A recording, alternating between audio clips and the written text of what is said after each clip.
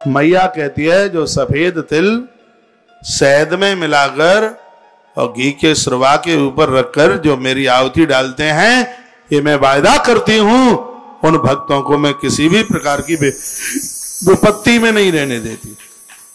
यदि वो विपत्ति में पड़े हैं तो विपत्ति से ऐसे निकाल लेती हूं जैसे कुएं में गिरे गए पानी को भरने वाले पात्र को एक कांटा निकाल लेता है बाहर। मैं अपने भक्त को विपत्ति के कूप से ऐसे निकाल लेती हूं बाहर। साल के बाद आएगी, अभी भी आपके पास रात्रि तक समय है, पूरी रात्रि तक समय है, कल सुबह भी भोर तक टाइम है आपके पास। आप यज्ञ के बिना मत रहिए, यज्ञ के बिना मत रहिए। माँ ने बड़ी कृपा करी है, तब ये मौका मिला है, तब ये सौभाग्य मिला है, तो इस सौभाग्य से चूक मत जाना। ये तो घर में सबको संस्कार दे दो, बेटियां भी करें, आप भी करें, आपका आदमी भी करे, परिवार में हैं सब लोग बैठ जाओ थोड़ी देर के लिए, कितना अच्छा लगता है, कितना बढ़िया लगता है। सावधान रहिए। एक बात जयकारा लगाओ, बोल भक्त वत्सल भगवान की जय हो, हनुमान जी महाराज की जय हो। आप कहते हैं 32 नाम बड़े बड़े हैं, माला कैसे करें? मन का हाथ में ले लो, ऐसे करें। दुर्गा, दुर्शमणी, द्रुपद निवारिणी, ध्रुमच्छेदिनी, ध्रुवशादिनी, ध्रुवनाशिनी, ध्रुवधारिणी, ध्रुवनियंती, ध्रुमापहा, ध्रुवज्ञानदा, ध्रुवदेवानला, ध्रुवमा, ध्रुवमालोका, ध्रुवमास्वरूपिणी, ध्रुवमारप्रदा, ध्रुवविद्या, ध्रुवमाश्रिता, ध्रुवज्ञान सुदान, ध्रुवमदा भासिनी, ध्रुवमुहा, ध्रुवमा, ध्रुवस्वरूपिणी, ध्रुवमा सुसंगति, ध्रुवमायुधारिणी, ध्रुवमांगी, ध्रुवमदा, ध्रुवम्या, ध्रुवमीश्वरी, ध्रुव भीमा, ध्रुवभामा, ध्रुवभा, ध्रुवधारिणी। ये नीचे सरका दो, फिर 32 नाम लो, फिर सरकाओ, फिर 32 नाम लो, फिर सरकाओ।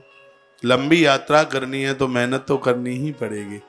आप कहीं घर में ही बैठे रहें, यात्रा हो जाए, संभव नहीं है। यदि बहुत कुछ प्राप्त करना चाहते हो तो भैया कुछ तो करना ही पड़ेगा। पैसा कमाने के लिए आपको जाम में खड़ा होना पड़ता है, दुकान तक जाना पड़ता है, कितनी मारा पच्ची करनी पड़ती है, पैसा तब आता है। तुम कहोगे बैठे ही सब कुछ हो जाएगा, तो बिल्कुल भी संभव नहीं है। जो एक बार फिर कहूँगा, माता रानी के 32 नामों की माला, 108 नाम वाली रुद्राक्ष की माला के ऊपर जो जप करते हैं, माँ भगवती जगदम्बा उनको सब कुछ दे देती है, किसी भी चीज की कमी नहीं रहने देती। ताली मत बजाना, आज भूखे हो ना।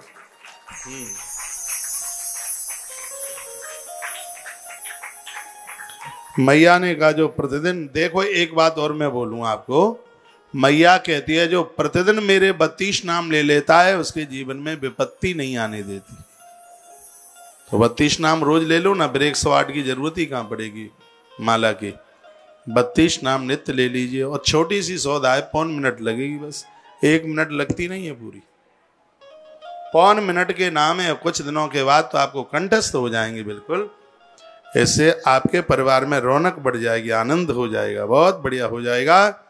एक बात और सुन लें, नवरात्रा के किसी दिन जो अग्नि में, आग में सफेद तिल शहद में मिला करके आहुति डाल देते हैं, और भैया वर्णन किया गया है कितनी भी बड़ी विपत्ति क्यों न हो, उस विपत्ति का नाश हो जाएगा। ये लिख लें, लिख लें आप।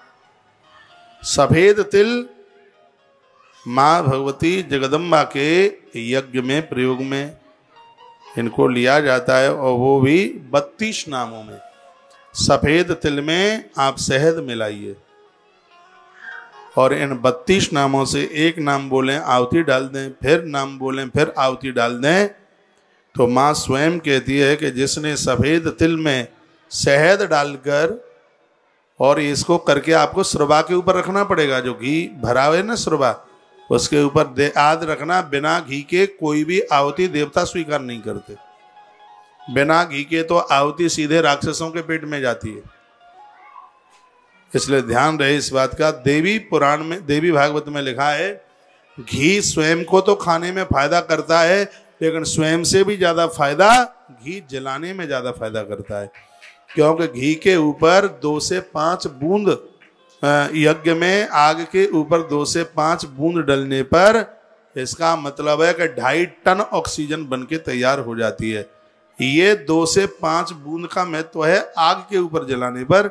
2.5 टन 2.5 टन का मतलब है 2500 किलो ऑक्सीजन बन के तैयार हो जाती है। इससे यज्ञ से फेफड़े मजबूत होते हैं, ये मजबूत होते हैं फेफड़े। और आने वाले समय में तो हम ऐसी व्यवस्था कर रहे हैं, एक बहुत बड़ा यज्ञ मंडप बना करके, और यह आपको सुनकर इतनी खुशी होगी, इतनी प्रसन्नता होगी, क्योंकि हमारे पास हजारों ब्राह्मण रहेंगे आने वाले समय में गुरुकुल में। तो जो भी जितने भी गौ माता के अक्षयव्रती मेंबर इस गौशाला से जुड़े हुए होंगे, नित्य उनके नाम के लिए एक सार्वजनिक आहुति भगवान के इस यज्ञ मंडप में, ऐसे यज्ञ कुंड में डलेगी। क्योंकि मैं यज्ञ को बहुत मानता हूँ। यदि मैं यज्ञ को न मानता होता तो 365 दिन में यज्ञ कभी भी नहीं करता। मेरी भारी श्रद्धा है। मैं इसलिए मानता हूँ क्योंकि यज्ञ के द्वारा ही राम प्रकट होते हैं। प्रभु राम को प्रकट करने का फॉर्मूला यज्ञ ही तो है। वली राजा भी यज्ञ करता है तब भगवान वामन जाकर के प्रकट होते हैं। तो यज्ञ में श्रद्धा आप रखिएगा। आप सबके घर में 5, 7, 11, 21 आहुति तो रोज डलें। कुछ ही समय में आप अपने घर का परिवर्तन देख लेंगे। और एक बात याद रखना, घी और तिल के बिना सामग्री अधूरी मानी जाती है। कितना भी अखरोट डाल दो, काजू डाल दो, बादाम डाल दो, चाहे सो डाल दो, यदि हवन सामग्री में यदि तिल नहीं है तो देवता उस सामग्री को स्वीकार नहीं करते। इसलिए उसमें भले ही थोड़े डालें, महंगा है तिल, लेकिन डालें जरूर। यज्ञ में अपनी पूरी श्रद्धा जोड़िए।